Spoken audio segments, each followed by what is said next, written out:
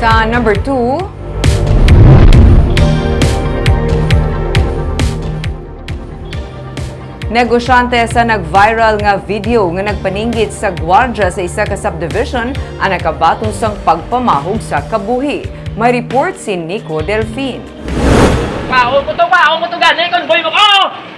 Ining naga-viral nga video sa social media sang ginsinggitan sa isa ka homeowner ang mga gwardiya sa isa ka subdivision sa barangay Mandalagan. Ang lalaki sa video amo si Mark Ermeo nga sadto papauli na sa subdivision sa ginbalabagan siya sa mga gwardya bangod wala siya sa may mapakita nga gate pass.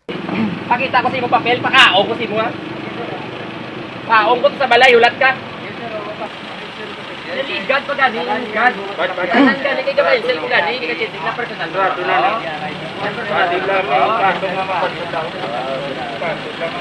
Ginsiling ni Ermeo nga napulo na siya kabulan nga naga-estar sa subdivision. Natabuan nga nilipatan niya ang gate pass sa ila balay, kaglain naman ang salakyan niya iya ginamaneho sang ginbalabagan siya sa gate sa mga gwardya. Nagabay ang sel sa mga salakyan si Ermeo. Madamo naman sa mga netizen ang naakig sa iya sa makitang video. Gani karon nagakabalaka siya bangod sa mga nabato niya nga pagpamahog sa kabuhi. Oh, gani pa sa Facebook kan ni ambot sa Facebook kay pasahala lang na bala. Oo, amo lang katretakon. Si Ermeo ang nagaplano nga magpasaka sang kaso nga cyberbullying batok sa mga gwardya nga iya ginatudlo nagpalaptas ang video.